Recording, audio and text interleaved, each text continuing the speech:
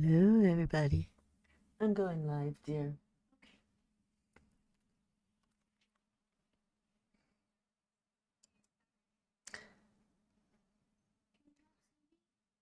What? We can hear you, but can't see you.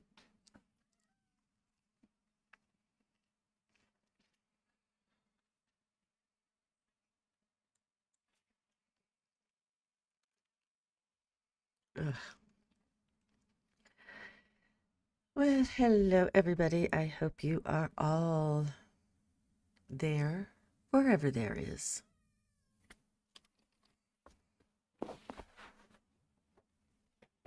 Mm.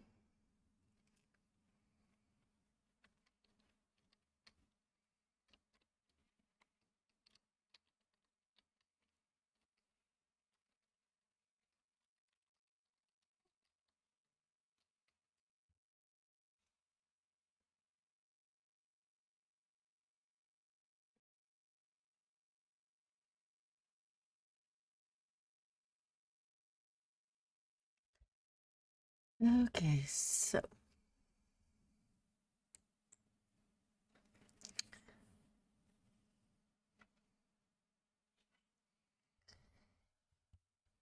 if anybody's in there, say hello. And we'll get started and do, I don't know, whatever y'all want to do.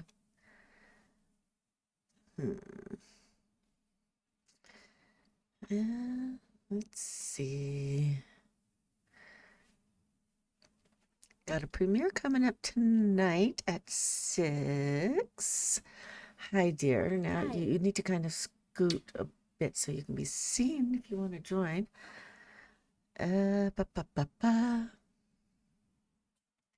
Kiddo, in case you didn't know her, she's the kiddo. Well, All right, so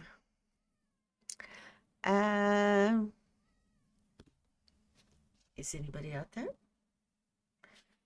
I somehow doubt it. But if you are, say hi so I know you're there, so I'm not just talking to a wall, to myself, to this thing here. seriously, you're gonna call me a thing? Well, it's either that or poke you in the eye.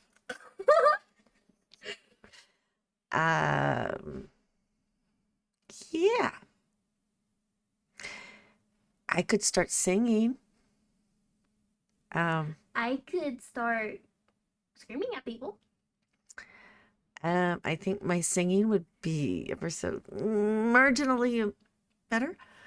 But I don't know. I could be wrong. But, somebody's got to tell me if I am, because then I would stop and we could watch videos together. I think if they're... You're what? Does it say how many people are actually watching, or does it have to have at the top chat? I have no way of knowing if anybody is watching unless they're participating in the chat. So, right now, nobody, apparently. Well, la da dee da da da. Can't do that. Let's see. You could talk to Antonia, see if she does Facebook or Instagram or YouTube, and see if she can watch. No, honey. Seriously? Yes, seriously, dear. I mean, I'm old for this genre of existence, and she's older than that. Oh, that's disgusting. Don't do that again.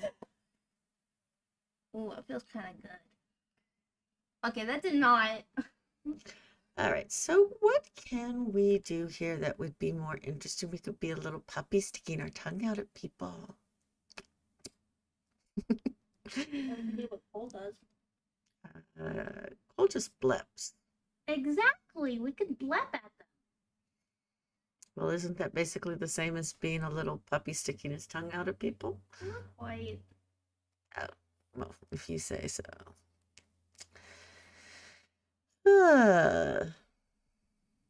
We could watch videos like, oh, I don't know.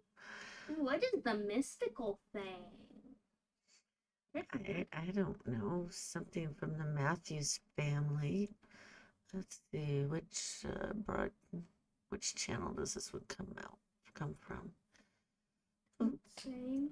It does not say yet. He usually doesn't tell us which. That's true. I don't want to do too much Oh, of I saw something else. It was like evidence of like giants. evidence. Discoveries of giants. Skeletons of giants. Look that up. I don't think it would be on your feed, but like there was like a archaeologist like right next to a skull of like a giant. That one right there. This? Yes. Most amazing top 10. All right, we shall watch. Earth is 4.5 billion years old, and you're telling me we know everything about it? I don't think so.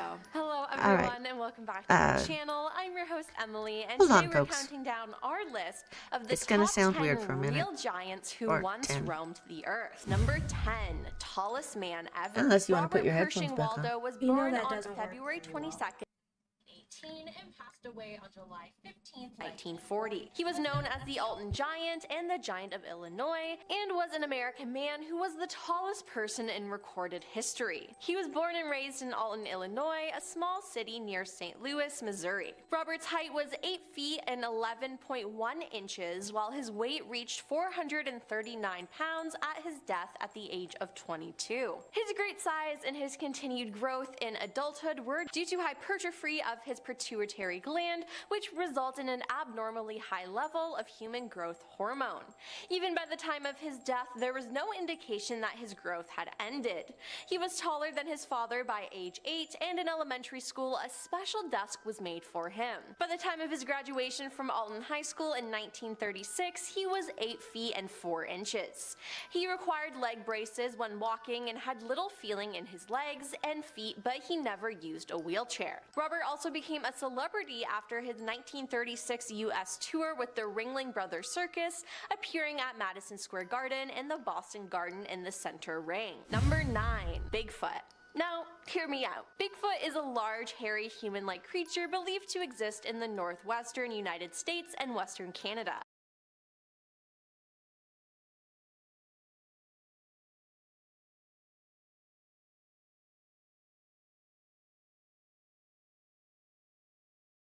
Programming. So we're gonna start over. Alrighty. I think this is like really interesting. I wonder if they're gonna ever like say Goliath or something. Because I mean, the story of Goliath. That would be kind of cool. I don't know. They would have to admit that maybe something in the Bible was accurate, and yeah, they probably aren't going to want to do that. So, anywho. Well, it is Easter, so technically something biblical should come up. I mean, even though it's not from this thing. Okay, so we are now going to mute this microphone, turn on that video, and listen. Okay? All right. Sounds good.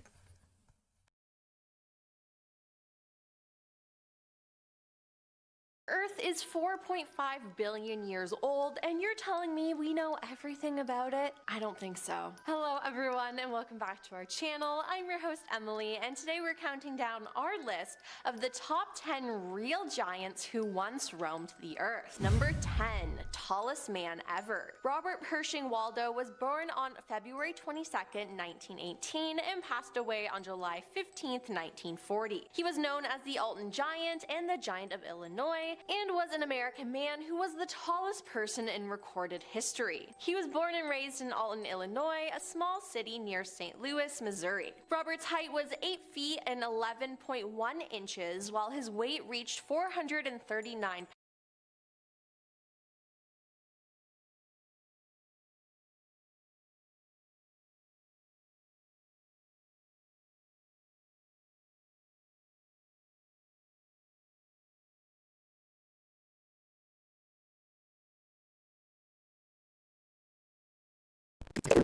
Oh, there we go. Okay, so anyway, she had a question wondering if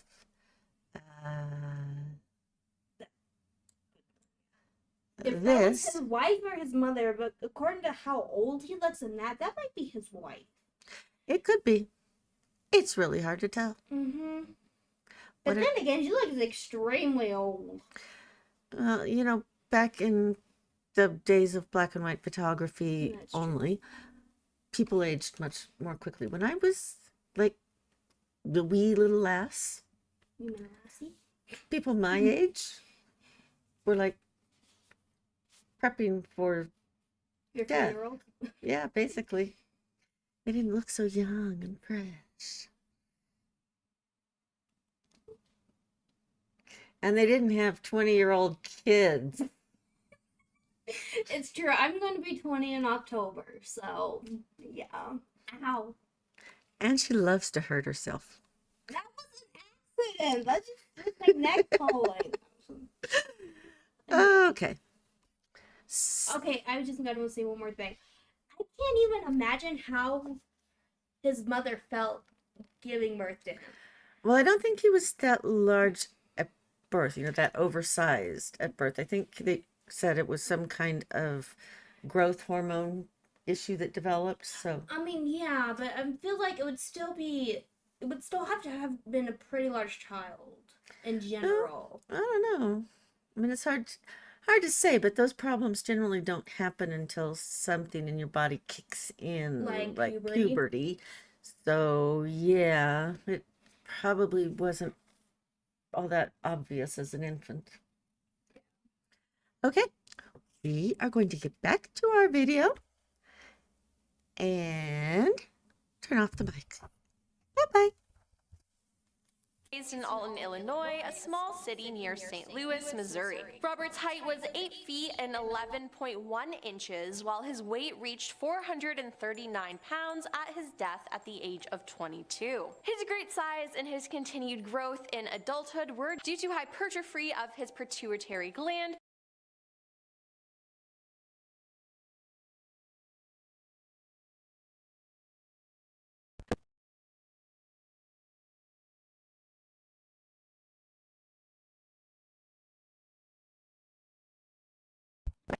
Okay, it's working. Remember how, like, there's this truth about the bigger a dog is, the shorter its life is? Uh-huh. That does suck. Only dying at, like, 20 years old. Yeah. Just be glad I'm, of average. Hmm. I'm maybe a little under average. I'm not entirely sure. Do I want to be glad for that? I cannot believe we discussed that. Okay, dear. Yes, I am glad that you're not some giant bumping your head on the ceiling. Or I would actually be able to easily trample you. That could be possible. Or you could pull things off the upper racks without having to get a ladder. That's true. That's true. And then I'd end up breaking them because I'd be too tall and then be knocking other things over, and then it's just because chaos. I mean, at work, you could reach some of those higher things without having to get the ladders. That's true. But then again, like I said, it would probably be chaos. True. You wouldn't be able to pet the dogs. You'd be too tall. That's true, and they'd be absolutely horrified. Could be. Okay. Back to muting the mic. I'm going to have to find an easier way to do this. which result in an abnormally high level of human growth hormone. Even by the time of his death, there was no indication that his growth had ended. He was taller than his father by age 8, and in elementary school, a special desk was made for him. By the time of his graduation from Alton High School in 1936, he was 8 feet and 4 inches. He required leg braces when walking and had little feeling in his legs and feet, but he never used a wheelchair. Robert also became a celebrity after his 1936 U.S. tour with the Ringling Brothers Circus, appearing at Madison Square Garden and the Boston Garden in the center ring. Number 9. Bigfoot. Now, hear me out. Bigfoot is a large, hairy, human-like creature believed to exist in the northwestern United States and western Canada.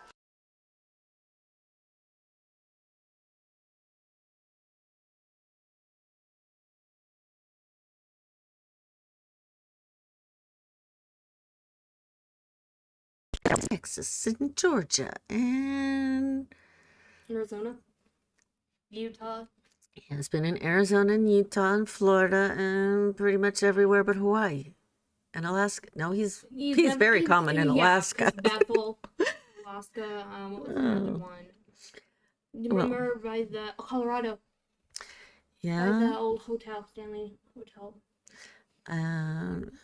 pretty much everywhere. So North Carolina. yes, he was in North Carolina, South Vermont, Maine, New York. all over New England, New York, Connecticut, New Jersey. What So was it? pretty much all over the United States except for Hawaii. Right. And most of Canada probably too. Mhm. So, okay. Now that we've Or settled, maybe even Mexico has their own version of Bigfoot. We just call it. this something is true. different.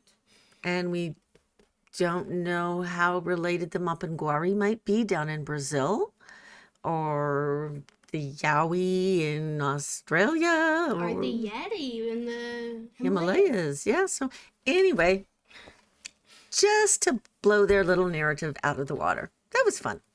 Okay. Bye.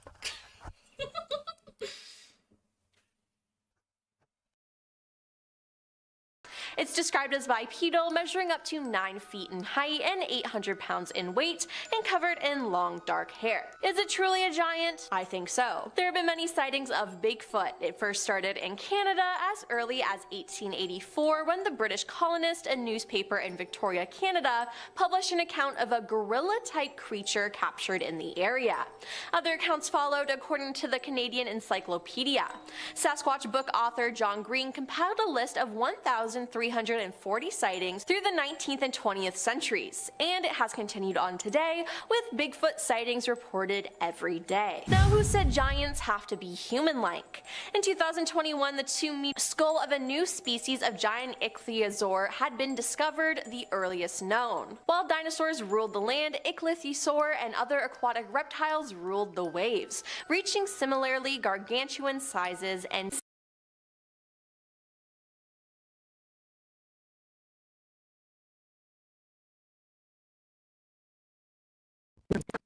That would be horrifying to come across.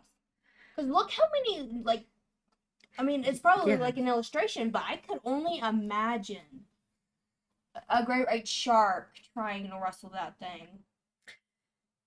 Yeah, I don't believe I would want to see that. But then I don't want to see a great white shark either.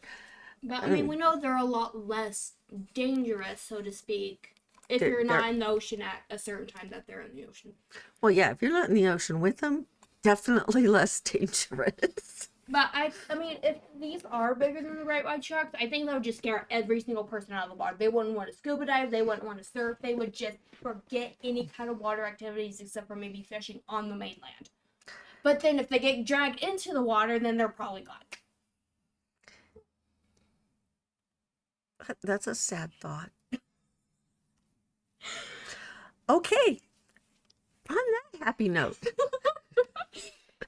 All right, we're gonna get back to our video.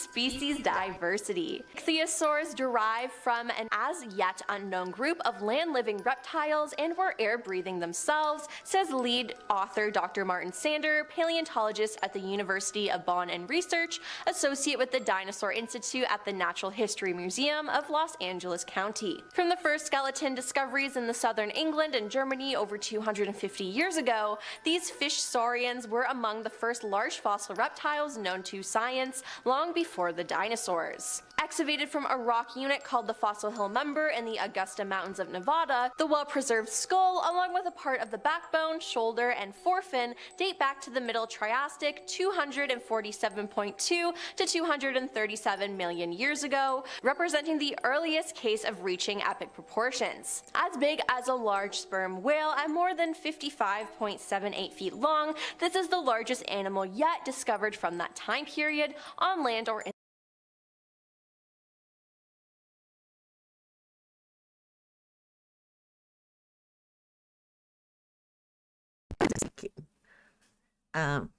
It's dinner time, and somebody wants to be fed. Oh, that's a nice thing. That's a nice close up of your tail, Cooper. We love our cats. They make our life Crazy. a living craziness, yes. But we still Yeah. love them. So let's see. How about we pause for a few Yeah, why don't we moments? pause here and then I'll just go feed them. Yeah, she's gonna go feed, and we're gonna listen to the lovely. Harmonious sound of the boys. Yes, the symphony of Cooper. Oh, yes. This cat is one of our word cats when it comes to being so loud. If you were watching, put in the comments if your cat is a lot louder than this one. I hope you all heard that because you couldn't see her. But yeah, if you got a talkative critter, let us know. Especially at dinner time or breakfast time.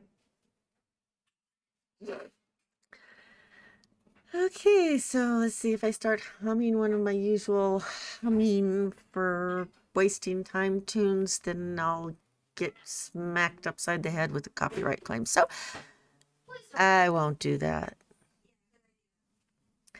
I could make something up. Have a dog. She thinks dogs are quieter than cats. Well, they are. And they're not always like sharks. Yeah, right.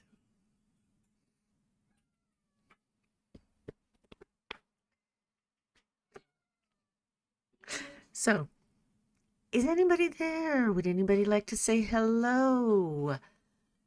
Hello.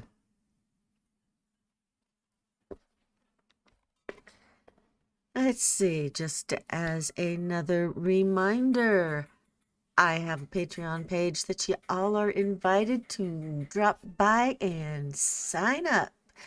As low as $3 a month, and you will get bonus content, early access to the videos,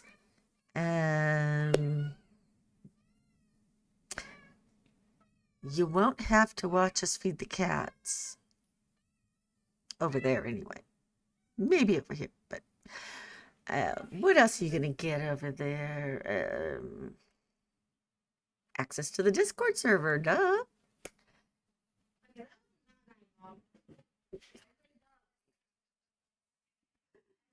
Kind of mean. Like, you'd also get an opportunity to annoy my daughter any way you want to. It's good.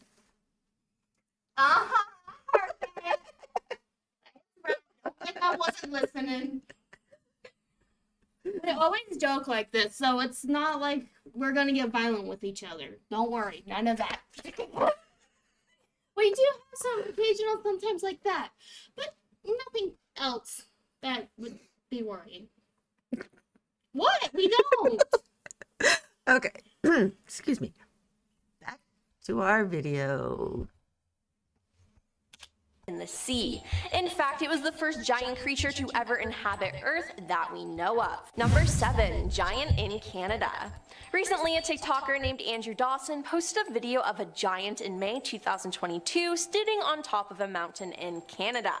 He zooms into a mountain and there you can see a large person. Andrew calls it a giant, and I agree with him because there's no way that it's a human. After his post, he reported to having interactions with the CIA and Canadian CSIS, as well as claims that he was being stalked after the post. He also uploaded a post entitled "I'm Scared," where he informed viewers that they might not see him post ever again, but that everything was true. He then posted another TikTok of what appears to be military vehicles on top of the mountain where he saw the giant, which is suspicious. Since that post, Andrew has not been seen on TikTok or any other form of social media, sparking plenty of theories about his whereabouts. His videos have gained millions of views, but suddenly the comments were turned off. Now,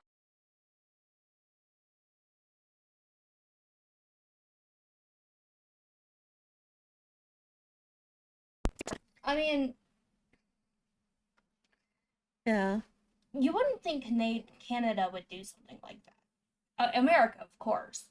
Russia, most definitely. But Canada? Well, the thing is, we don't really know what, if anything, was real about the entire That's true. story. I mean, it could have been Photoshopped because, like, the way it looked definitely did not look proper. Like, it was just, all it looked like was just a gray blur. Well, yeah, that's Dark pretty much blur. all Bigfoot pictures ever look like. But also, why would they be above the tree line? Because if they're trying to stay hidden. unseen, Yeah. they would want to stay kind of within the trees, or at least close. But I don't know. again, there's been a lot of speculation as to whether that whole thread of posts by that guy had any kind of reality Yeah. connection. The way he just kind of disappeared. First he says it was all a hoax, then he says it wasn't a hoax, but now he's going to be killed. Yeah. That sounds more like Russia's stuff, like what they would do. Although they wouldn't really just investigate, they would just kill. It sounds like something somebody would do for attention. Mm-hmm. So I would end up getting them killed. Sorry, that is Okay. alarm for the cat. Wow, it got loud. Okay. Where's my phone? Okay, it's not my phone. All right. Are you ready? Yeah, I'm good to go. All right, we're going back. Oh, this being TikTok, things have gotten pretty wacky, but it seems like the full story may never be told. His videos seem so real, but his behavior with everything was frightening. Did the government do this to hide the fact that there are giants? Who knows? Number 6. Remains in a cave. A prehistoric human skeleton has been found in a cave system that was flooded at the end of the last ice age 8,000 years ago, according to a cave diving archaeologist on Mexico Caribbean's coast. Octavio del Rio said he and fellow diver Peter Broger saw the shattered skull and skeleton partially covered by sediment in a cave near where the Mexican government plans to build a high-speed tourist train through the jungle. We don't know if the body was disposed there or if that is where the person died, said Del Rio. He said the skeleton was located about 26 feet underwater, about 1/3 of a mile into the cave system. Some of the oldest human remains in North America have been discovered in the sinkhole caves known as the cenotes of the country's Caribbean coasts. Del Rio said there's a lot more to study that has to be done in order to correctly interpret, noting that dating, some kind of photographic studies, and some collection would be needed to determine exactly how old the skeleton is. Number 5. Sightings in Mexico. During November and December 2022, 3 different TikTok users posted videos of what they believed to be giants. All 3 videos were filmed in Mexico, but they were filmed in different locations. One video shows the side of a hill with many houses. On top of the hill, there appears to be a giant walking around. This being seems huge, too big to be a normal human being. A commenter said the fact that you can see it clearly from right there, no normal human can be seen like that, that monster has to be at least 20 feet tall. Another video was captured of a giant on a mountaintop in Mexico. The caption of the video said 40-foot giant caught on camera walking on mountaintops in Mexico. Now, I don't think it's 40 feet tall.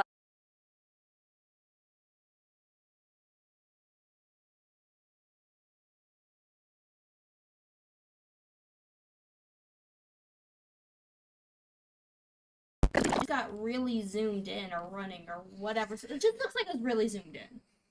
Yeah, it was that for sure.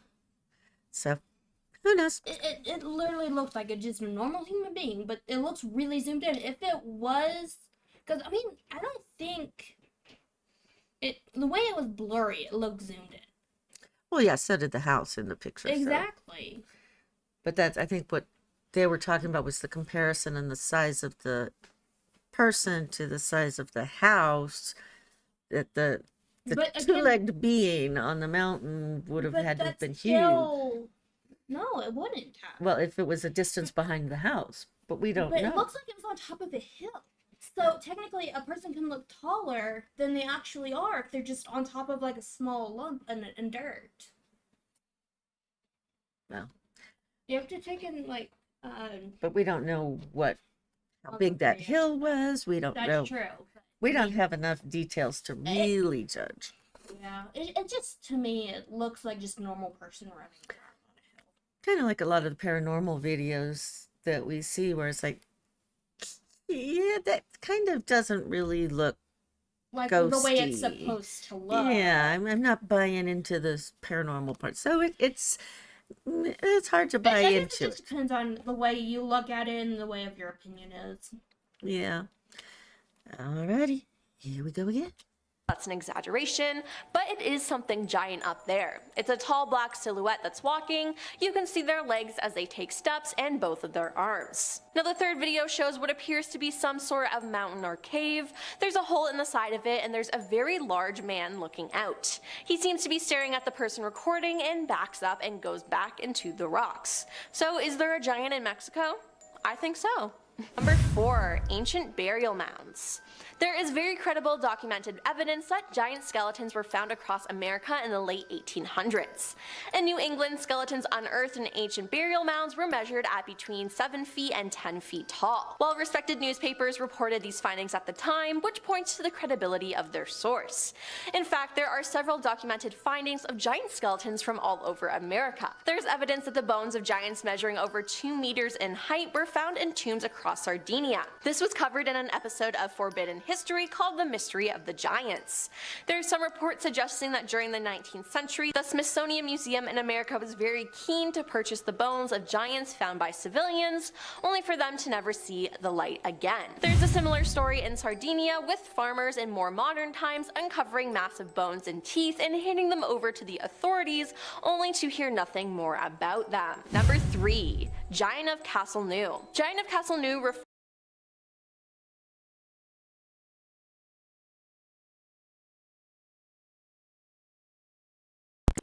The ones that found them, or the No, scientists? the people who found them turned them over to the government, scientists, whatever, and never heard about it again. Oh, so it was okay. So kind of like UFO research. You give them your evidence And then you never hear from it because yeah, it's probably deep real. in the government that if you Yeah. try to find it, you'll get yourself killed pretty much. Yeah, something like that. Okay, maybe not death involved, but I mean, if it was Russia, honey, stop putting them down. it's Not true. all of the people there Okay, are the government is extremely bad. We all know this. Well, I know this, but corrupt, yes, but you know. corrupt is the same thing as bad. Okay, But okay, can we just get back to the video? did you ever hear about the fact that American students from a university went out to Russia? There was, one, never heard from again.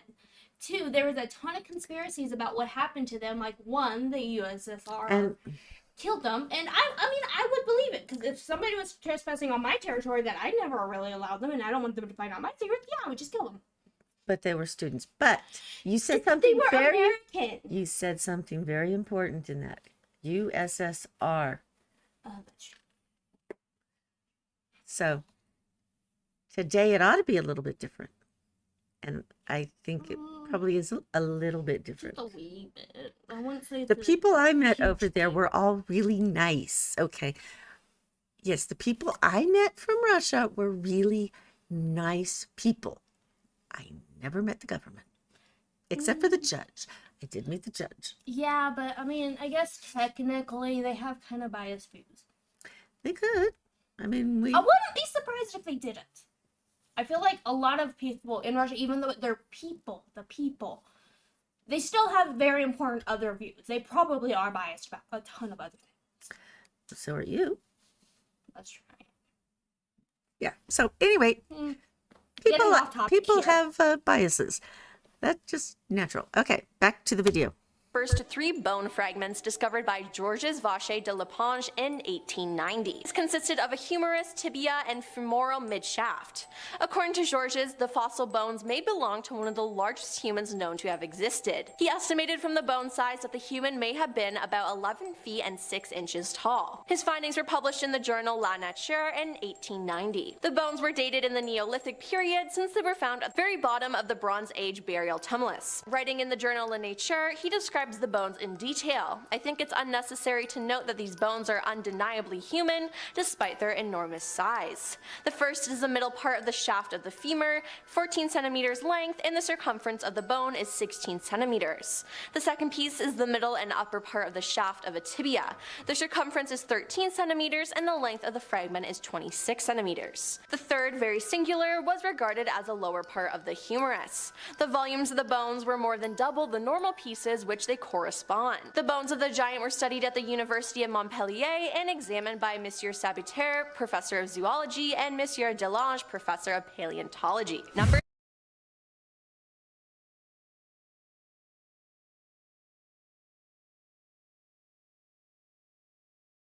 Zoologist on it. Could it have been a prehistoric dinosaur? Well, she did say that they were undeniably human. But Yes, that there's the way the cells form in humans is different from how they form in other animals. That's one of the ways to tell them apart yeah, if you know what you're looking at. that's true. So, But it's still something to keep up in here, because they could be like, I don't doubt them, but there are, you know, certain things to really keep in mind.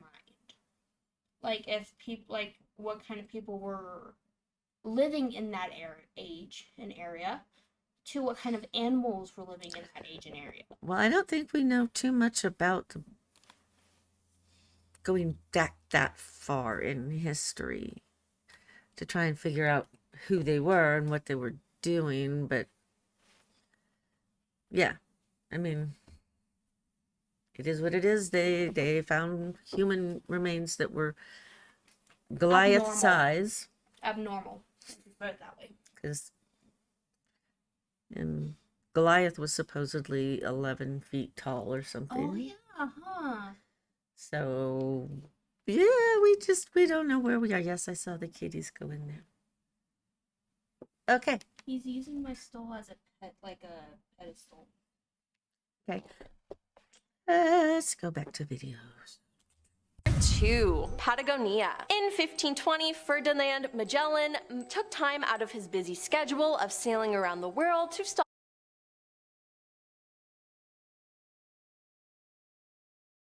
This type of a video channel that you have to mispronounce names, No, you shouldn't. because I've never heard of Patagonia, but the I've spelling heard Patagonia. the spelling certainly looks like Patagonia, Yeah, Patagonia. Yeah. but not Patagonia. And every Huh. channel that I'm familiar with that has videos like this has this habit of mispronouncing Yeah. names of things that should just be so simple. Like the name Malinois. It said Malinois. That drives me absolutely insane. It's Yes, you're malannoying me, dear. it's supposed to be Malinois. Say it like it's supposed to be in the German name. Like, are they German? Or are they Dutch?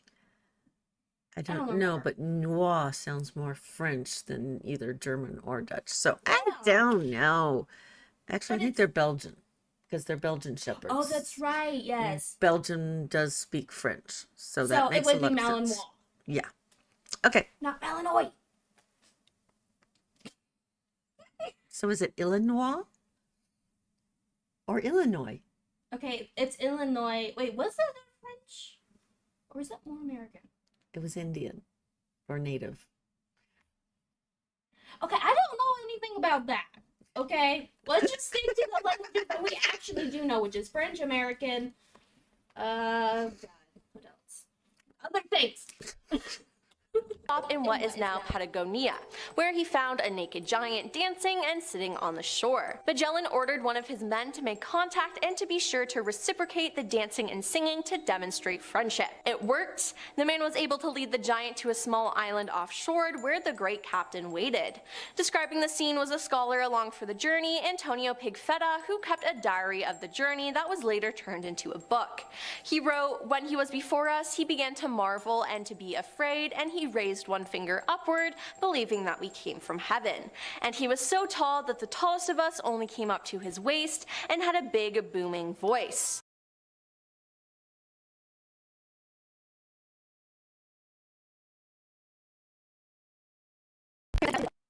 Like, that sounds like something they would put inside a book.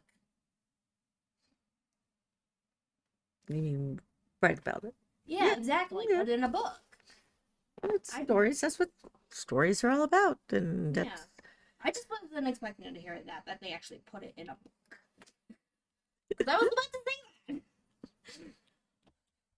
On that small island, Magellan and his men gave the giant food and drink, then made the mistake of showing him a mirror, wherein the giant, seeing himself, was greatly terrified, leaping back so that he threw 4 of our men to the ground. But once things calmed down, the explorers proceeded to make contact with the rest of the tribe, hunting with them and even building a house to store their provisions while on shore. Number 1. 7-foot skeletons. Over 1,000 accounts of 7-foot and tall skeletons have reportedly been unearthed from ancient burial sites over a 200-year period in North America. Newspaper accounts, town and county histories, letters, scientific journals, diaries, photos, and Smithsonian ethnology reports have carefully documented this. These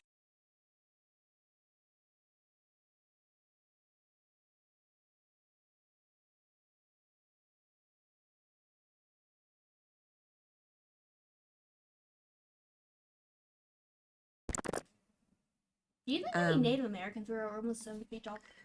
I think they already said that there were some found in New England.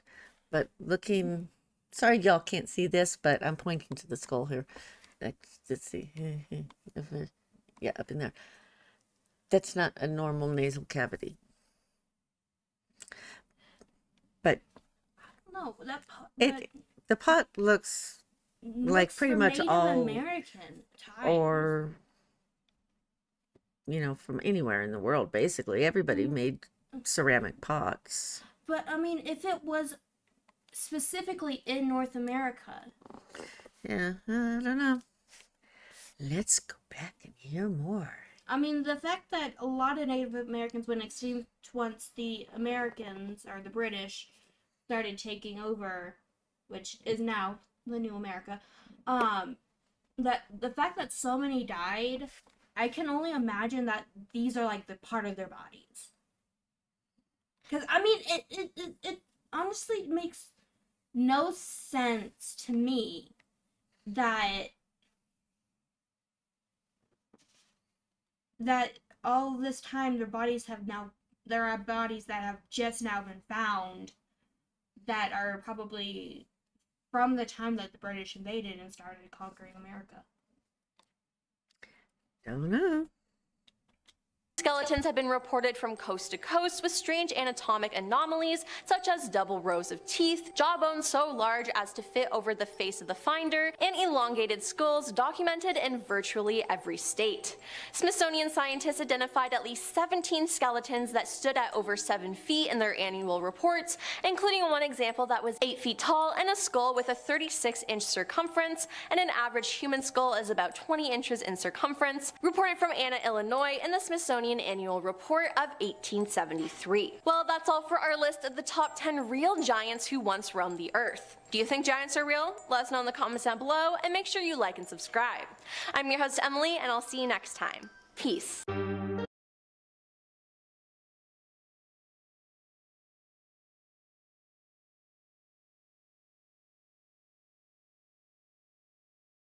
Like biblical. Well, the I video was not put out today, hun.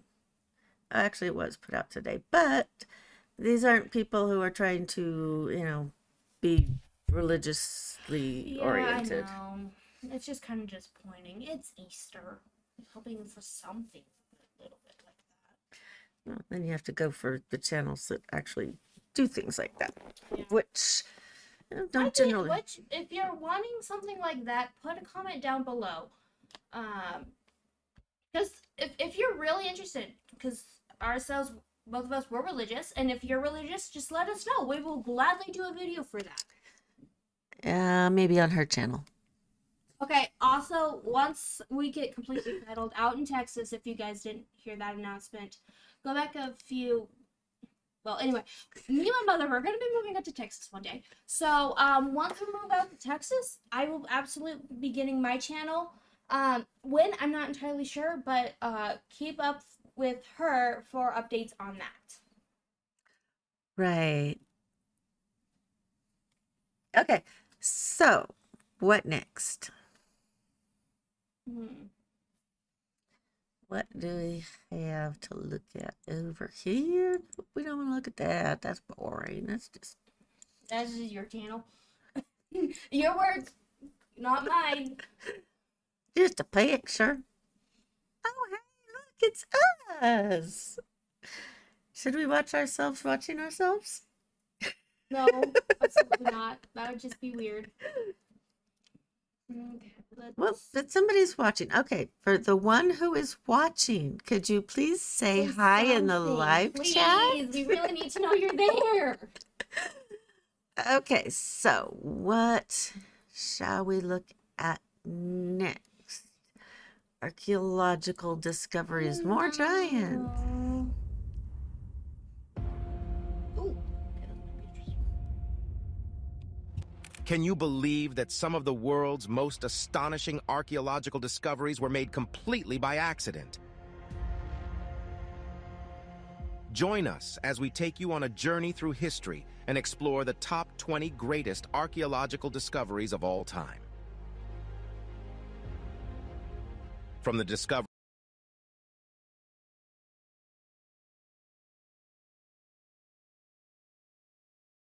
It's 28 minutes or more to get through the 11-minute video. I mean, isn't that what's supposed to happen? Yeah, but okay, let's keep going and Actually- see how far we can get with this one. I guess. And I if- know if we, I'm sorry. You wanna Go ahead. Okay. We can always do a part 2 of this. If we get tired. Yeah, we'll just probably do a part 2 of this. And if you're watching the video and you would like to watch something else, please do not hesitate to post it in the live chat where we can see it, and we will hop on over to something else. Okay, let's get back to our video. of the Dead Sea Scrolls to the stunning unearthing of Machu Picchu, we will uncover the fascinating stories behind these incredible discoveries and the secrets they reveal about ancient civilizations. 20. The Serapeum of Alexandria.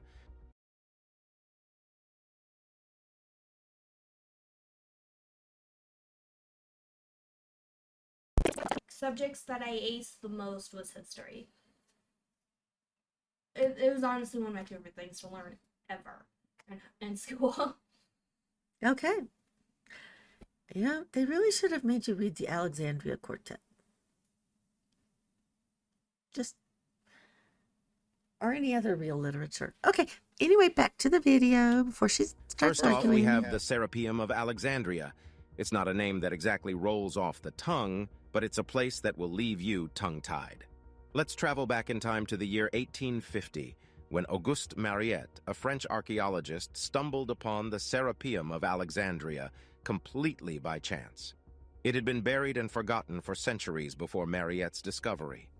The grandiose complex, spanning over 30,000 square meters with towering columns and intricate carvings, would have been enough to make any archaeologist's heart skip a beat. But what truly caught Mariette off guard was the fact that this temple was a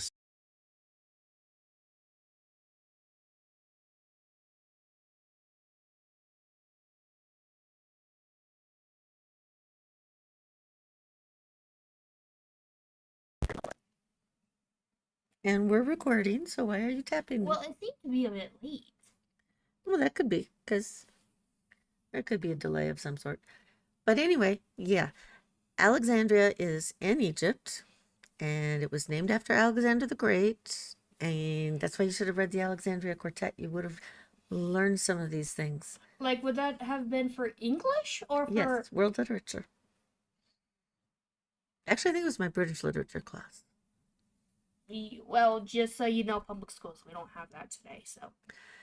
Yes. We just have normal English I literature. know. And you didn't even have that. That's true. Nothing you read constituted true Although literature. technically we did read Shakespeare, and that was about really it. Okay, yeah, Shakespeare, but not much. I mean, did you ever make it all the way through an entire play? Well, let's see, we did.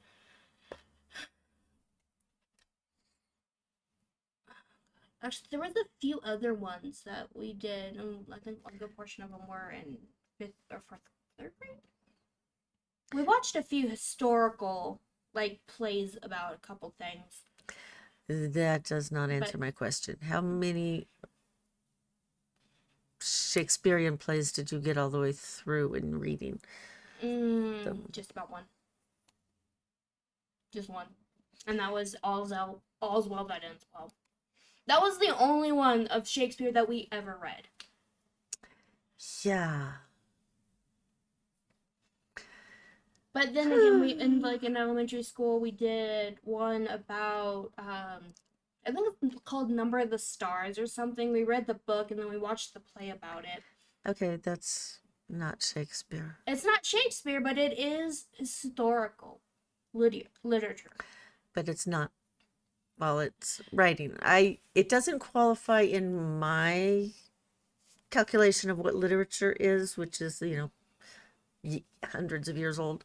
I mean, but this was, about World War II and Jews and stuff like that. Yeah. That was like it was the main point about that. history. Yeah.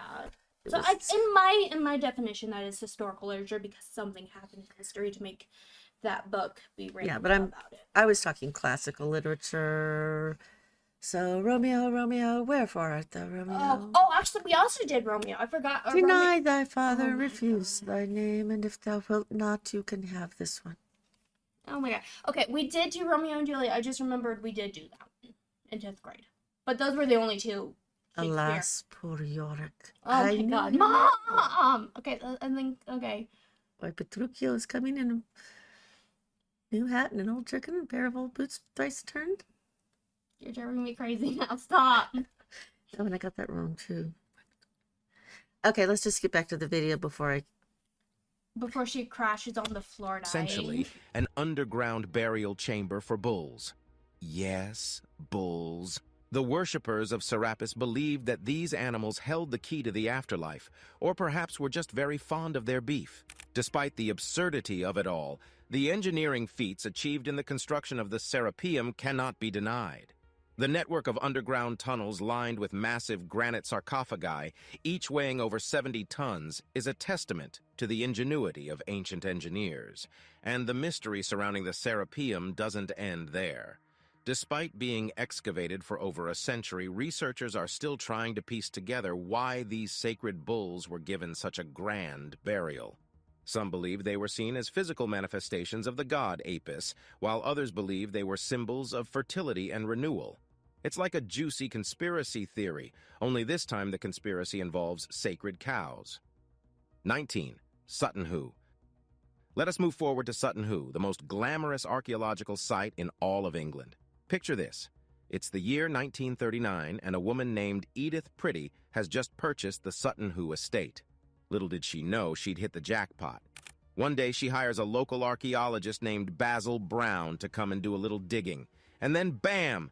He hits something hard. It's not a rock, it's not a root, it's a ship burial. That's right, a ship burial. So they start digging.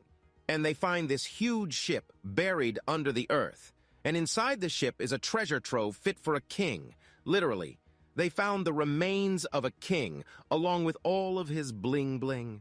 There were gold coins, silver dishes, precious stones, you name it. It was like the Anglo-Saxon version of Tiffany's jewelry box. They found a helmet that was so fancy it would make Lady Gaga jealous. It had gold, garnets, and a face mask. Yes, a face mask. And we thought face masks were a new thing?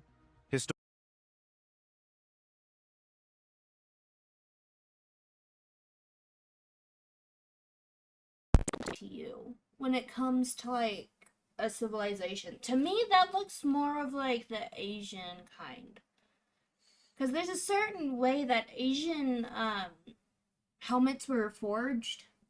It kind of looks like that. But it had a cute little mustache.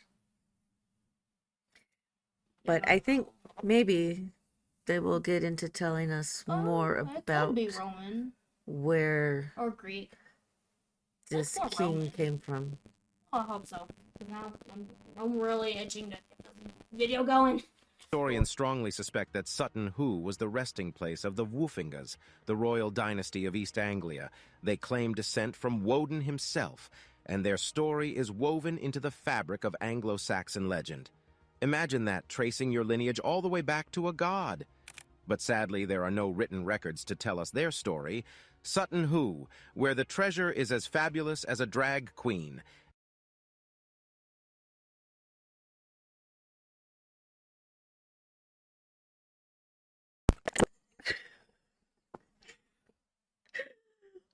Okay, what were you tapping me for? Uh, Can you remember past the no, I cannot. Yes, Oh, it was sorry. like what civilization was that? With In East the- Anglia? I don't know. Somebody in Africa.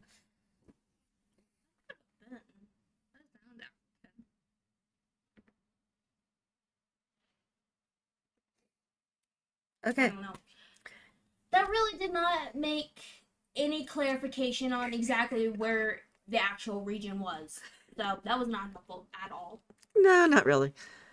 But let's hope if they continue on with this part, we'll hopefully get to the right part. Hopefully. We'll see. Okay. And the curse is as real as a Kardashian wedding. 18. Tutankhamun's tomb. Now we have the most epic tomb of all time, the one and only King Tutankhamun's resting place. First off, do you remember the scene from the movie Aladdin where he discovers the Cave of Wonders? Well, imagine that, but on steroids. From golden sarcophagi to dazzling jewelry, King Tut's tomb is like a treasure hunter's dream come true. As we wander through the winding corridors, we're struck by the sheer opulence of it all. There are priceless artifacts, intricate carvings, and detailed hieroglyphics adorning every inch of the walls. It's enough to make your head spin. And then, just when we think we've seen it all, we come to the piece de resistance, the burial chamber of King Tutankhamun himself. You almost expect the king himself to rise from his slumber and greet us, but we are better off without it. 17. Knossos. Let us move forward to Knossos.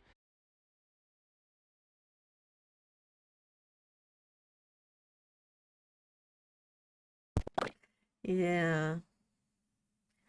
But we can watch something similar to that in the mummy movies. Because that's what they like to do. That and killing everybody. So, That's not as horrifying if it actually were to actually happen. true.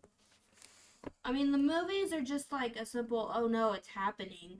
But if it actually came to life, I think everybody would be scared out of their minds. Well, yeah. I would certainly hope so. Then again, everybody in the movies was scared out of their how minds. can they really attack people if they're still wrapped up in their old cloth? How could they, could they be able to get it off? Or would, Well, apparently, when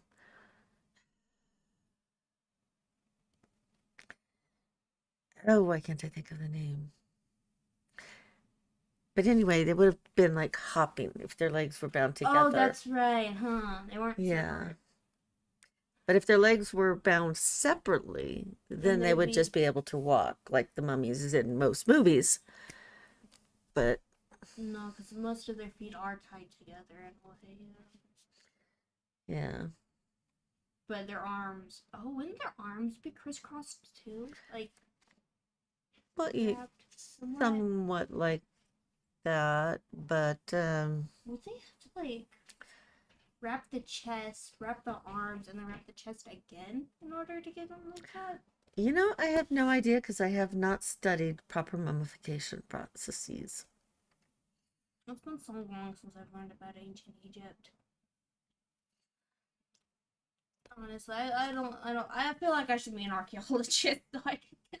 Well, you know, it's worked rather well for Josh Gates. That's true. He's had a lot of fun being an archaeologist. And I think he gets paid a lot too, doesn't he? I would certainly hope so. all the places you could go, all the people you can meet, all the cuisine. Okay, you now can you're eat. starting to sound like a Dr. Seuss book.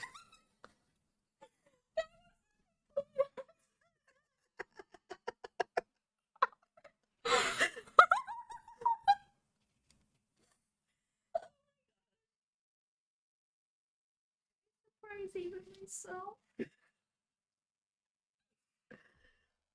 Oh god. Hmm. Oh god. Okie dokie pokey. Do you want to keep up with this, or do we want to go and watch something that's more in line with what my channel is all about? Like spooky, ghosty things. I hear Yasko's got some pretty cool stuff out. I honestly am enjoying this more than I think I will ever have for any paranormal thing. Well, there's also music. Music that gets copyright claimed, and then it has to be taken off the video, whatever. I think I prefer this. I'm really enjoying this. This is like a history lesson homeschool style. Yeah, but that's not really what my channel is about, which I is think- gonna. I feel like you should broaden your horizons even more. This would be a great way to. But I want to build my channel. I can broaden my horizons on my own time. I want my channel to appeal to more than just us weird folk who like history. I love history. I mean, I'll definitely do something like this on my own channel. Yeah. I think that'll probably appeal to me and get me more followers. I have tried doing a few historical things, and basically they have like 0 views, maybe 1 or 2. Well, But- because I mean, you have a certain age range. Me, I honestly I- don't care who really watches. That's some. I do not have an age range. I have an age group that has found me. Oh. Cole, get off that counter. Kitty.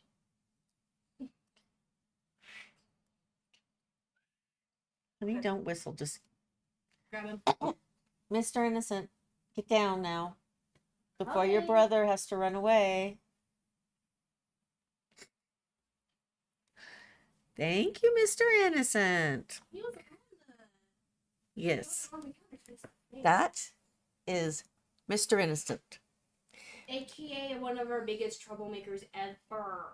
Well, we only have 2, so yeah. Right now. He Okay, just she wanted our has 2. toilet paper. She has 2 troublemakers in the house. I have 3. Oh, that's true. Sit down, kiddo, or we're moving on to something spooky. No.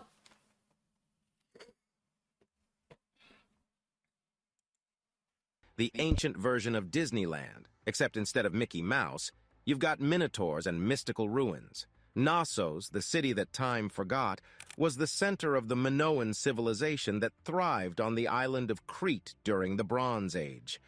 It's like the OG of ancient cities, with a history that dates back to 7000 BC.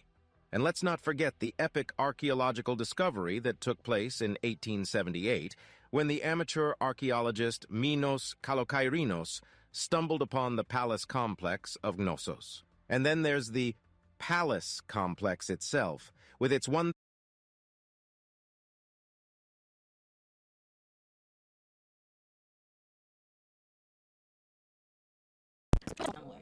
So Yeah, she was just asking if Crete was part of Greece, and at It's the time of the Minoans, it wasn't. it made not. It probably wasn't at that point in time. But Like, I feel like it would had to be invaded by. it's close. It's in that Greece. same general vicinity, so they No, would have no had a wonder it similar sounds so language. familiar. No wonder it sounds so familiar. Okay, let's see how long we can go watching the Without video pausing. before she taps me on the knee again. 1,300 intricately decorated rooms that probably housed the most powerful and wealthy people of the time. And then there are those baked clay slabs with inscriptions still unknown, almost as if they're taunting us, daring us to try and decode their secrets. But the real kicker is the bull jumping ceremony. It was an original extreme sport, a ritual where young men and women would vault over a bull's back in a display of strength and courage. It's like if Game of Thrones and Indiana Jones had a love child. and that love child was an ancient palace complex on the island of Crete. 16. Machu Picchu. Now hold on to your llamas because we're about to embark on a journey to the legendary Machu Picchu, the mystical land of the Incas. Let's talk about Hiram Bingham, the man who rediscovered Machu Picchu in 1911. He must have been channeling his inner Lara Croft because he stumbled upon this lost city like it was nobody's business. And boy, are we grateful for his discovery because this place is a total showstopper. On to the basics. The Inca Empire, at the peak of its power, constructed Machu Picchu during the mid-1400s. This city was constructed on top of a mountain and is known for its impressive engineering feats, such as its terraced platforms and intricate water management system. But what's truly fascinating about Machu Picchu is the mystery that surrounds it. For example, there is the question of the purpose of the city. Was it a military base? Was it for royalty? Was it for the sake of religion? Too many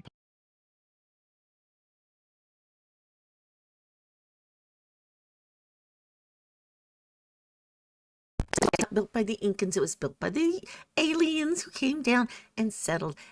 And then we're just saying it's from the Incans because, you know, nobody believes in UFOs anymore, right?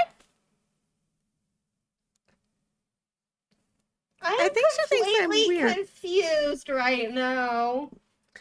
Well, I mean, like, do you really think ancient people like the Incans could have built a city like that without the Yes. help of some alien forces? No, I do believe they could have done it on their own.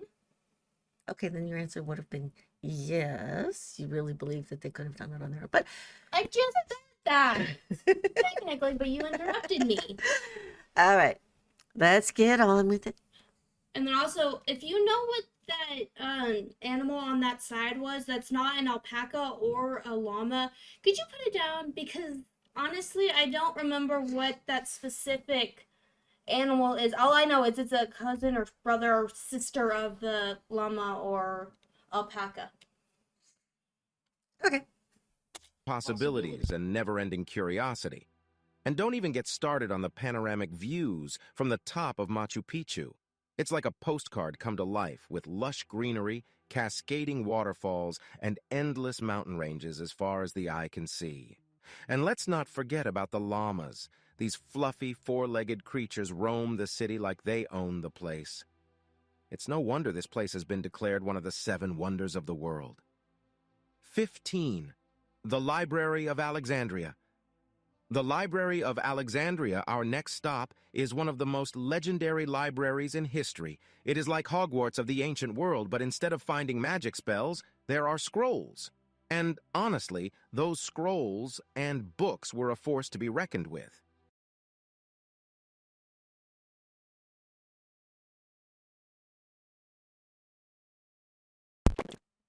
I was gonna say, do you think that any of those scrolls were like any kind of battle strategies or something? I feel like they were, because I mean, Alexander was one of the best warriors in history until the time of his death. I forget why he died. I believe he was murdered. Oh yeah, he was, huh, by his own men. Yeah, pretty much all the emperors of the time were. Yeah, but he was really good as a warrior. Yeah, but probably not so good as an emperor. It's true. I honestly think he should have just still stayed a soldier. Honestly. I mean, he could lead men, but he just can't lead an entire civilization. That's probably why he got killed. Well, let's see if the gentleman doing the narration informs us of what kind of scrolls they were, where they came from, and who may have written them. When in 2004, researchers from Egypt and Poland stumbled upon what they believed to be the Library of Alexandria's remains, it sent shockwaves through the world of archaeology. Because you see, the Library of Alexandria was not just another aesthetic place with mahogany shelves. It was the symbol of knowledge of the ancient world.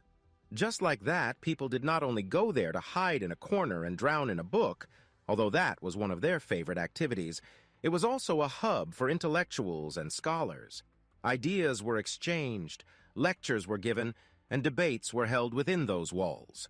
During the reign of the Ptolemaic dynasty in Egypt, they were obsessed with gathering and preserving all the knowledge of the world. So much so, they would confiscate any and every book that arrived at their port and copied it for their collection. It was a different world where nerds were bullies as well. It is said that the library contained the jewels of ancient times as well, including Socrates, Plato, and Aristotle. And in a painful turn of events, this fairy tale of any bookworm also came to an end. The library was destroyed, and it was done by the biggest villains of all times, humans. The blame falls on Julius Caesar by most historians, while there are speculations for a raging fire as well. Whatever the reason, it is a tragedy that still echoes through the ages.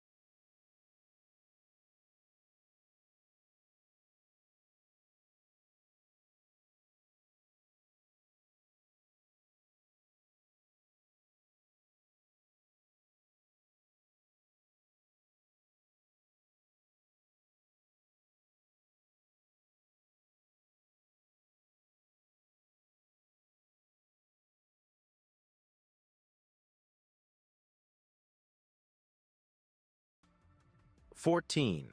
Tikal.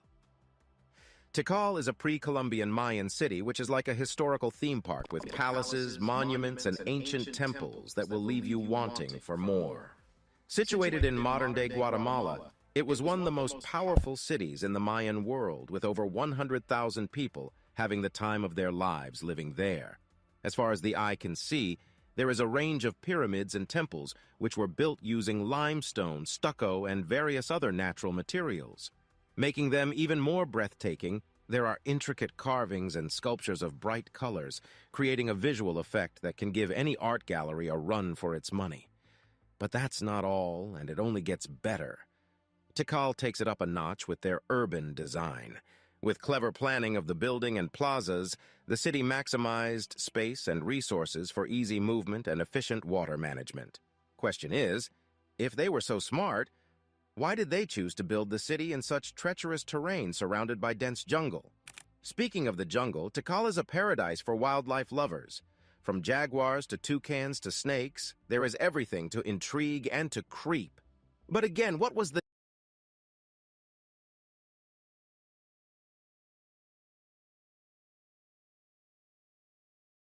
Did have a huge advantage on their enemy, because like a lot of history says that when a lot of people do it on higher ground, they have a bigger advantage because they have like perfect area for resources. They have the perfect area for ambushes, and like because they know the area.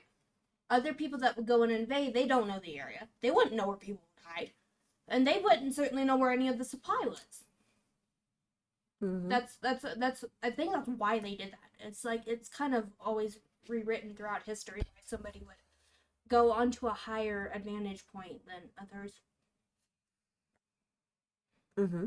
And actually, I feel like another reason they would do it in that kind of shape was because I feel like they would put soldiers on all the sides, keep the middle protected. Like those are pretty much the sentry points. If they saw something or heard something or whatever, they would alert and they would be ready for battle. Mm-hmm. You just didn't not seem interested in that. Well, because you keep pausing the video every few... I'm sorry, but some things I know very well, and I kind of like to share them with you. Can we go? Yes, we can go. Thank you. A deal of Mayans with these creatures? Were jaguars their personal bodyguards, or did they just hope the snakes would stay away from their sandals? Perhaps the most exciting and obviously saddening part of Tikal is its downfall. In the 10th century AD, the city was abandoned, and we still don't know why. 13 Göbekli Tepe. Well, let's talk about Göbekli Tepe, shall we? This ancient site is truly a wonder to behold, with its towering megaliths and mysterious origins. Now, if you're wondering what a megalith is, it's basically just a fancy word for a big old stone. And the megaliths at Göbekli Tepe are big. Göbekli Tepe is one of the oldest known monumental architecture in the world. Built in 10,000 BCE, it is older than pretty much everything you can think of. Even Egypt and Stonehenge, which are literally the big brothers of the ancient world. And boy, this city is like the wine of history. The carvings on the stones are so precisely done, and they are arranged in such an incredible way, you can't help but start a fan club in their name. Honestly, they had some serious skills, and the fact that they were able to do it all without the aid of modern tools is pretty darn impressive. Can you imagine stumbling upon a site like this for the first time? The discovery of such a remarkable historical artifact buried underground must have been exhilarating for the team of researchers from Istanbul University and the University of Chicago. And then there's the matter of why the site was eventually abandoned.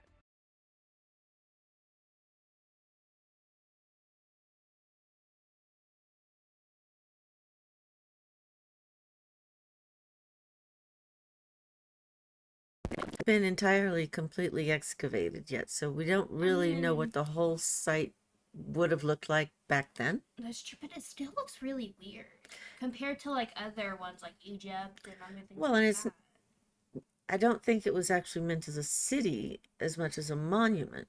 Oh. So it wasn't really geared towards traffic patterns and, supporting life so much as memorializing something. Sorry. Okie dokie, and back to the show. After around 1,500 years of use, the megaliths were buried and the site was abandoned. But what we do know is that the discovery of Göbekli Tepe has forced us to rethink our assumptions about the capabilities and sophistication of our ancient ancestors. 12.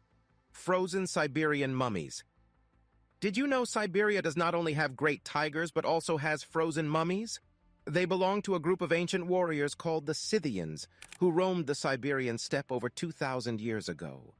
The mummified remains were so well preserved that they appeared as if they had only recently died.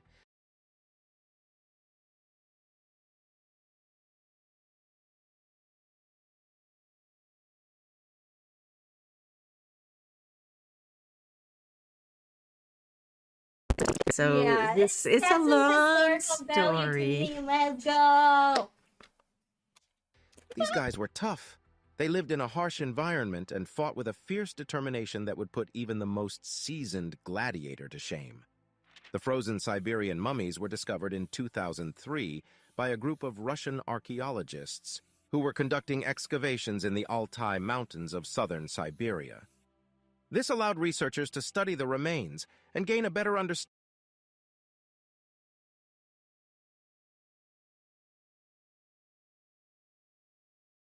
At the same time In that the they were. southern area. I'm not kidding. I was born in Siberia in 2003 and in the southern area. No, she wasn't. Yes, I was. It was down south. No, Yes, I was. no. Yes, I was. It was more towards the middle. Southern middle, whatever you want, however you want to say it. But I was still close to that area. She was born in Siberia, but not in the southern area where the Scythians were frozen solid. Sorry. No, I mean, Siberia is a huge space. oh no, but Siberia was. Oh my god, you make me so mad sometimes. Hun, I wonder if I'm part Scythian. I don't know. I could be. But I do know that you were born up in the middle range of Siberia, right near the center of Russia. Just not the center of Russian political whatever. That kind of. Oh, that's interesting. We need to talk. Okay, she wants to talk. That's scary. I'm curious. During the SSR, was like the middle of Siberia the more protected, so to speak, as far as those that are higher in the civilization, and those that were having to go further down into the other areas not so favored? I'm just curious. Siberia, I believe, is where they were doing all the mining Yeah, I and know, but things that killed people. Yeah, I know, but I feel like there had to be a specific area where, though technically there was a lot of other people there, but like those that were soldiers, because there had to be some soldiers always looking after the others. If those soldiers who are the more highly favored, where their family would actually like live. Well, I would think if they were highly favored, they'd have been closer to Moscow or St. Petersburg. But they had to always keep watch of the prisoners. Yeah, So I but feel I'm like thinking those wouldn't have been the more highly favored if they were put out in the frozen tundra. But I mean, somebody had to always keep an eye on them. So I mean, I don't know. I just don't know. Yeah, that's the Russia hard thing. We is just such don't know. a big headache So, because there's so many certain branches to certain things. Like who I really am, could I be part Scythian? Could I be part, somebody from the higher government? I don't know. or could she just be part Bengal tiger? That could be. That would be kind of cute, wouldn't it? I mean, I'm kind of cute. But are you gonna comment, or are you just gonna keep staring at me like? I'm very happy to hear about this. And back to the show because we've only got 35 minutes left to go before the premiere of another story time with Tim. I'm not sure if you've seen it. I have not. I don't think it sounds familiar. Like I've, seen the title, just not the actual video. Watch me whip. Watch me nay nay. Like I said, it sounds familiar. But I think you've probably seen it, but you may have just forgotten because it would have been like last year. Probably. Yeah. So in case you're still around at 6 o'clock, be sure to bop over to the premiere of the new story time with Tim Faust that is coming up at 6 o'clock over on my channel, which you would think we would be there right now, but technically we're in a live streaming space, whatever that means. Anyway, shall we get back to the show or move on to something else? Let's continue. I'm really good. I'm really enjoying this Russian thing. Understanding of the Scythian way of life, including their diet, clothing, and weaponry. They even found evidence of some of the earliest known battlefield surgeries, which involved tree panning or the drilling of holes in the skull to relieve pressure. Who needs a fancy hospital when you have a sharp knife and a steady hand? You do. Take your meds on time. One of the most fascinating aspects of the discovery is the presence of a slain warrior, who was found with his weapons and armor intact. Was he killed in battle, or was his death the result of a ritual sacrifice? The mystery only deepens when you consider that the warrior was buried alongside two women, one of whom may have been a shaman. 10. The Acropolis of Athens. Let's move forward.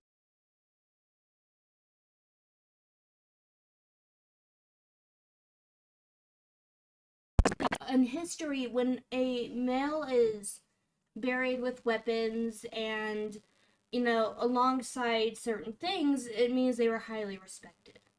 Yes. So technically those warriors so that had to be like a general or a very, very favored warrior. Yes. A very long time ago. A very long time ago, but then again, their genes still carry on. Unless he died before he had children. I mean, it's Russia. You never know. That could be the probably explanation always get for why he was buried with two women. Of course, if they were buried with him, they weren't having any more children to continue his line. Yeah, that's probably what was going on, was he had bred with them, and then once, I guess... He's not a dog.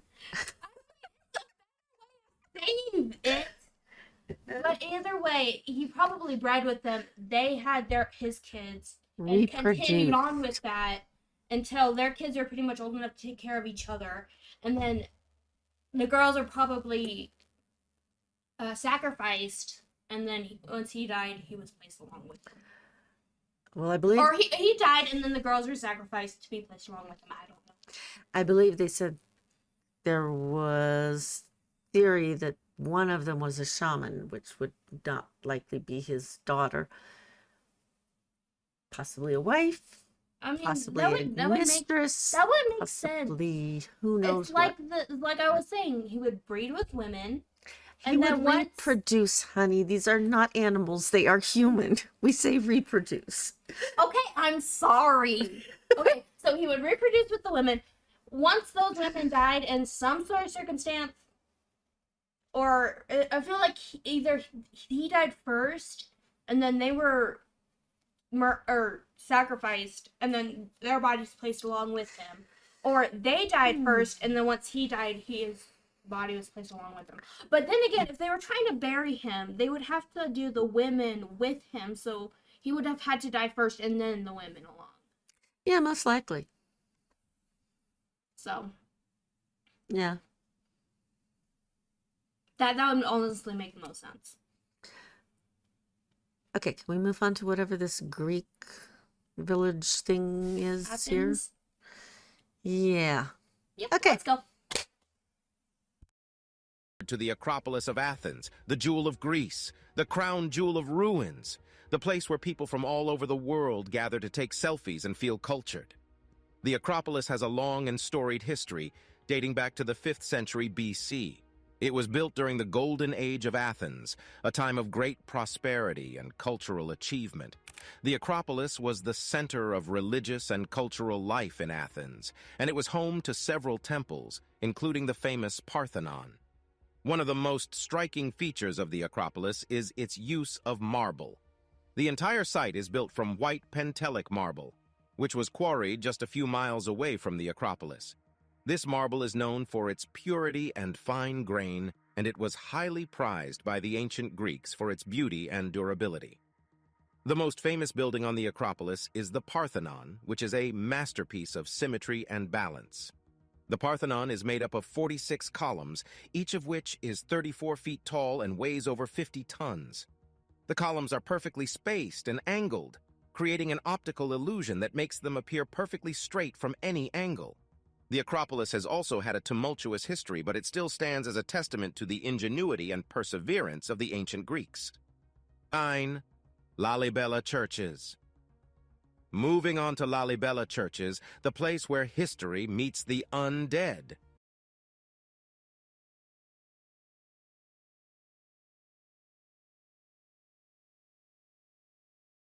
And where they think at some point in time the Ark of the Covenant may have been kept for a while. Yes, you heard that right. The mummies of Lalibela churches are just as famous as their monolithic churches. But don't worry, these mummies won't give you nightmares. Or will they? Legend has it that these mummies are actually the remains of ancient kings who ruled Ethiopia. And let us tell you, these kings must have really loved their bling, because their mummified remains are adorned with gold crowns and jewelry. According to myths and mysteries, King Lalibela was visited by angels in his dreams and instructed to build these monolithic churches. And he really took that instruction to heart, because he built not 1, not 2, but 11 churches. That's some serious commitment. Each one has its own distinct style and features intricate carvings and stunning artwork. The churches are also interconnected by a network of tunnels and walkways, making it easy for visitors to explore them all. And these churches aren't your run-of-the-mill buildings. They're carved out of solid rock. Who needs bricks and mortar when you can just carve your church out of a mountain? It's like the original man cave, but for monks. But it's not just the impressive construction that makes these churches special. They also feature ceremonial passageways and an extensive drainage system. The Lalibela churches were not discovered in the traditional sense, as they have been known and used for centuries by Ethiopian Orthodox Christians. However, the churches did gain international attention in the 20th century when they were explored and documented by scholars and archaeologists. 8. Hal Saflieni Hippogem. Hold on to your hard hats, folks, because we're about to dig deep into the mysterious world of the Hal Saflieni Hippogem. It all started back in 1902, when some construction workers in Paola, Malta, accidentally discovered a Neolithic subterranean structure while cutting cisterns. Within the Hal Saflieni Hypogeum, there were discoveries of burial items, human remains, and a complex system of interconnected chambers on multiple levels. Chilling, right? The hypogeum consists of 3 levels, each dug into the soft limestone bedrock. The lowest level is the oldest, dating back to around 3600 BC, while the uppermost level was built around 2500 BC. The entire complex was used for ritual and burial purposes, and it is believed that thousands of people were buried there over the course of several centuries. The chambers themselves are stunning, with smooth walls that curve and undulate like waves. The acoustics in the hypogeum are also remarkable. It's been said that the space has a perfect acoustic resonance, which has led some to speculate that it was used for music and chanting during rituals. But the hypogeum is not without its mysteries. One of the most puzzling is the fact that there are no windows or chimneys in the complex, and yet the air inside remains fresh and breathable. Some have speculated that the complex was ventilated through a series of shafts that have yet to be discovered. So if you're feeling brave enough, grab a flashlight and some sturdy shoes and head down to the Hal Saflieni Hypogeum.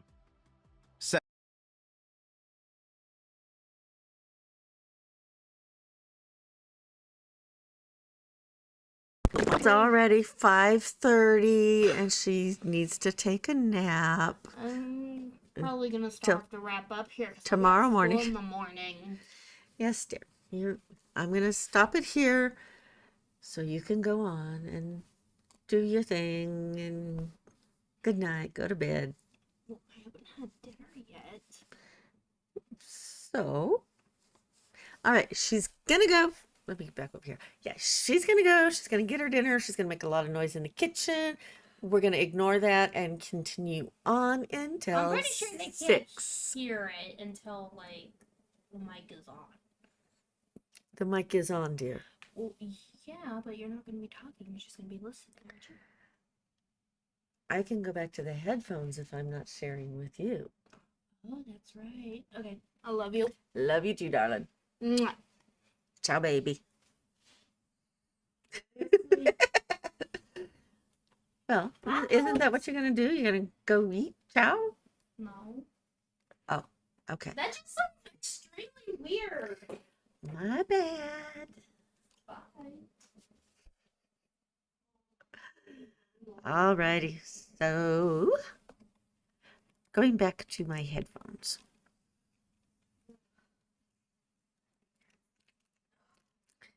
Yeah. Doo-doo.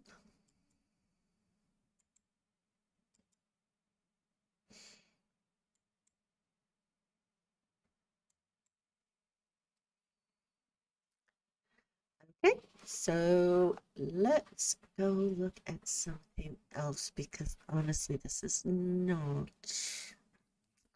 I'm getting kind of bored with this. So let's see what else we can pull up over here. And yes, she is making noise in the kitchen, but apparently can't hear it.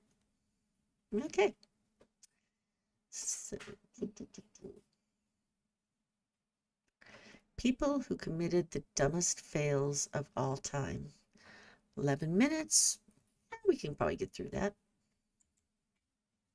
The internet is full of fails, but none as spectacular as the posts coming up. From Ooh, she's vegan meat eaters back. to unbelievably embarrassing something about parents, here are the fails. most embarrassing people who failed online. Yes, dear. I'm going to be watching the most embarrassing fail, or no, people who committed the dumbest fails of all time. me that, I would have stayed. Well, I asked you if you wanted to move on to something different and you didn't. So you left and now I'm doing something different and now you want to come back. Like the paranormal. I'm not gonna watch this. I love Okay. watching people fail. Go get your dinner and you can come back and watch the rest of it. Okay. Okay. So I'm still gonna move on while we wait.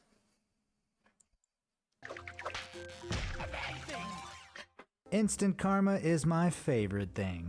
Check out this guy who decided it was a great idea to pee all over the elevator buttons. What could go wrong? Turns out, a lot. Starting with getting stuck in the malfunctioning elevator, ending in public humiliation. If the cops didn't say, "You're in trouble," they clearly missed the joke of the century. This is a public service announcement. There should be no such thing as rare chicken. This is the opposite of healthy living. And there's a strong chance you'll get salmonella like this. And for your information, And quite frankly, it looks like squid or something, some really funky, weird. Ugh.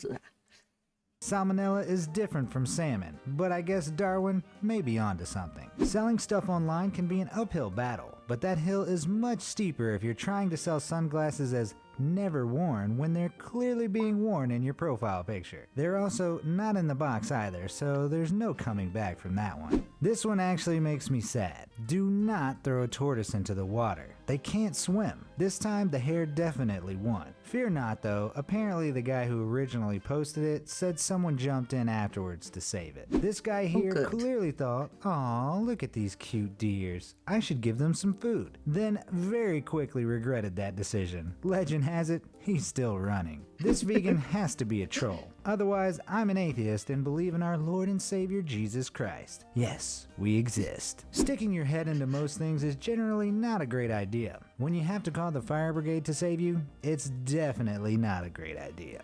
Sometimes you have to seriously just read the label. What looks like a delicious piece of chocolate may in fact be an unsavory bar of soap. Then again, who in the world makes soap that's purposefully shaped like cake in the same color as chocolate? They're the real criminals here. Frankly, if you don't know how to properly operate an umbrella, you deserve to get wet. Not everything you read online is a useful life hack, especially one joking about how you should coat wiper blades with sandpaper. Should buff right out though, right? I doubt it. He probably also tried to charge his phone by microwaving it. Then there's this guy who bought the whole idea that a microwave foam ball magically warps into a smooth one in the microwave. We do strange things after a night of drinking, like putting shoes somewhere safe to keep them fresh. Nothing like cracking open a cold pair of shoes with the boys. We all enjoy having a tan, but spray tans are easily spoiled. Just ask this person who clearly didn't heed the warnings and cried after the procedure. So, who wore it better? Here's another beauty fail. Someone's mom was having trouble sticking lashes on without her glasses. No doubt, she was trying to glue a dead fly onto her eyelid instead. Oh, to be that's fair, those disgusting. eyelashes would have looked really fly. This guy may be able to paint, but can he plan? Looks like there's just one spot left to paint now, and he's just coming to terms with the fact that he may be both stuck and stupid. Baby photos or lasagna? That's the real question here. Learning to drive isn't easy.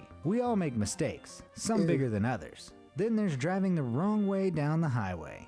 That learner's going to need a lot more lessons. You know what happens when you get an impulsive feeling to drive across a frozen lake? Yeah, me neither. But for one guy, that feeling was an icy cold bath. Whoever ended up in this hole definitely had a bad day. You can At even least see he the got out. sadness in those footprints. Apparently ice recovery is a thing though, so I guess there is some hope for the owner. Either this guy was super hungry, or that was one convincing fake apple. He must have been foaming at the mouth after this incident. I can appreciate getting drunk and sleeping on the floor, but getting so drunk you sleep in the men's urinals? That has to be the best idea I've ever heard. Tattoos are becoming increasingly popular, but you should always triple check before you get something, or you'll end up like this person who was after a pentagram but got the Star of David. To be fair, I'm glad she clarified it was a home job, otherwise I wouldn't have guessed that horrible scribble was done by a professional. Also, make sure to spell check your tattoo. I'm pretty sure that's not exactly what Bon Jovi said, and that one doesn't mean God Almighty. it means something you'd probably not want advertised on your skin. This man tries to take photographs and wonders why it goes all black on his screen when he does. Maybe that phone case has something to do with it. This is one of those where after you figure it out, you turn around and scan the area to see if anyone else realized what a dumbass you are. I don't know what Sterabrise is, but those strawberries sure do look sweet. Old people aren't the greatest at tech, as demonstrated by this old man in the image here. He walked into the phone store to ask for help to activate this phone he found. He then asked the employees how to use it. Safe to say that's clearly the TI-30XS calculator and not a phone. Maybe someone should type in 80085 on the screen and tell him to read it upside down. Also, is that another calculator in his pocket? This sign would be brilliant if A, it was an elevator, and B, they weren't still perfectly fine stairs. There's literally no point of that sign existing. A bit of planning always goes a long way, like making sure the cash register you're trying to steal fits through the drive-through window. This stupid thief from Melbourne went for it anyway, but ended up driving away empty-handed after the embarrassingly long attempt. His repetitive attempt at stealing the cash register was just the first day of his 3-day crime spree. Taking irony to the next level is this driver. That truck definitely did fit by the looks of it. We all like to fidget, but if you haven't got a fidget spinner, do the next best thing and run your pin over your jeans. Just for the love of God, make sure the lid is on, or you'll end up like this. Turns out plastic chopping boards melt. The chef of this food probably thought it added some flavor, but he's mistaken. What started as a heartfelt message about wombats being endangered by the roads ended up as one of the most embarrassing fails of all time. Why do some people have to lie through their teeth about things looking cute when they clearly aren't? I'd definitely be taking this person's baby comments with a grain of salt from now on. Some dads make bigger mistakes than others. In the grand scheme of things, trying to clean the toilet with a bath bomb isn't the biggest one out there, but it brings a new meaning to bombing the toilet. Either those jeans were really ripped and it was just sunburn, or this person was praying extra hard for a miracle from the Lord Jesus Christ our Savior. Am I the only one who dislikes Starbucks for their need to know your name? No? Clearly Mark gets infuriated as well when they spelt his name with a C, just in the totally wrong position. Who possibly thought that was what he meant? Then again, I don't know why you'd be bothered about it being spelt a certain way. It could be worse though. There are plenty of other examples to choose from. Starbucks employees clearly need some sort of spelling training.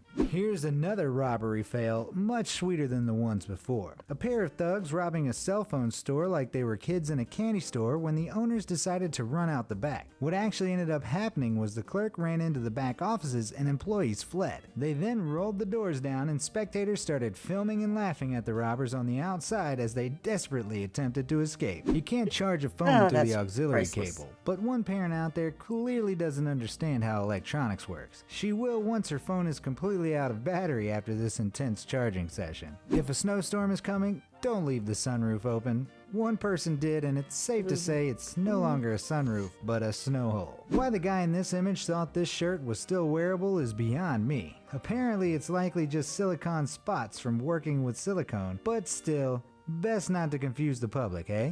If you're going to steal a piece of art, preferably do it in a place where there aren't photographers running around taking pictures, or you'll end up caught red-handed like this subtle art thief. Don't get an Uber whilst drunk, or you'll end up paying for a long journey you could have just walked. Come to think of it, don't get in an Uber with a drunk driver either. Parents can be embarrassing, but this one might just top the lot. The poor lady mistaken for Rihanna clearly just had to awkwardly and unwillingly play along with it, but at least the mother's daughter who posted it is happy to share comedy gold when she sees it. At least parents are always there for us, even when we have bad news. Sometimes it's best just to own up straight away. I say this is a terrible missed opportunity though. She should have replied like this. I'm sure this guy here was thinking, oh boy, the sun's strong today. If only I had a baseball cap to block out the sun. Or maybe not. Holding cardboard is clearly so much more convenient than a sun visor automatically sitting on the top of your head. And here we have a rare specimen, the winner of the Smartest Dumb Person Award. Congratulations for getting 59 out of 59, but tough luck missing out on the salsa. I for one would have been deeply disappointed. When you turn to crime, life clearly hasn't turned out the way you meant it to be. Neither did the ploy explained here. So kids, here's a life lesson from my dad. Always double check the hole you penetrate. Whoever tweeted this clearly didn't actually learn about the Holocaust, but it's the thought that counts, and also the lack of thought. This rooftop surfer manages to contain all the crucial elements of a classic fail. Step 1, find a pointless stunt. Step 2, accomplish failing at it in the most spectacular fashion. Step 3, heavy blow straight to the testicle. Get this man an Oscar. Opening up to the public on social media is a double-edged sword. One minute you're thinking you failed to add toppings to a pizza, and the next minute you're contemplating life as your customers can't tell the difference between an upside-down pizza and one the right way up. This is one of my favorites. He slept out overnight for days to get the new iPhone 6, only to drop it straight onto the floor on live TV. Doesn't get more embarrassing than that.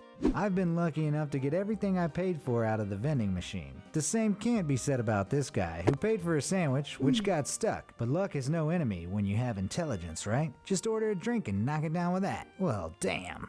Now this one is just delaying the inevitable, but I have an easy solution. Get the room temperature below freezing or sell the place. Your call. There's being drunk, and then there's being so drunk that you don't know where your partner is, even though she's sitting right next to you. To be fair, he may be trapped in a parallel universe, or hitting up his side girl and accidentally texted his girlfriend. I guess we'll never know. There's attaching your CV for a job application, then there's attaching a Jamie Oliver chili beef recipe for the job. Only one would get you hired, and your manager would never eat a bad chili beef again. If this video destroyed a little bit of your faith in humanity, then you need to restore a little by learning about the answers to some very important questions over on Question King. I just finished a video there about what would happen if all the oil runs out. Click on the screen now to find out, so you don't have to look as ignorant as the people in this video next time someone asks you questions about the importance of oil. And as always, make sure to subscribe, and thanks for watching.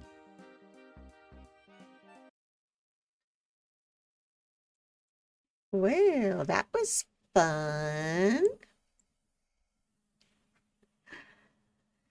Okay, so it is 5:50. We have just 10 minutes before the premiere of the whatchamacallit thing. Yeah, the video. You know, the one that I can't remember. The video. Okay, let me move you back down over here where you can block that icky, ugly kitty litter box. Anyway, okay, so apparently nobody's watching. Wah. So I am going to, I don't know, what do we want to do for 10 minutes?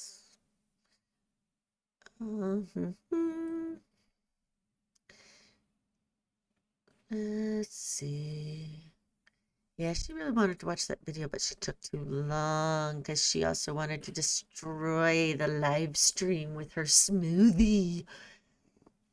So, I'm getting done with videos for today. I'm just okay. Let's see. You know what? I think, ooh, kitty, I just might wrap this up early and call it an evening and see y'all over at the premiere. And I will talk to y'all soon. Bye-bye.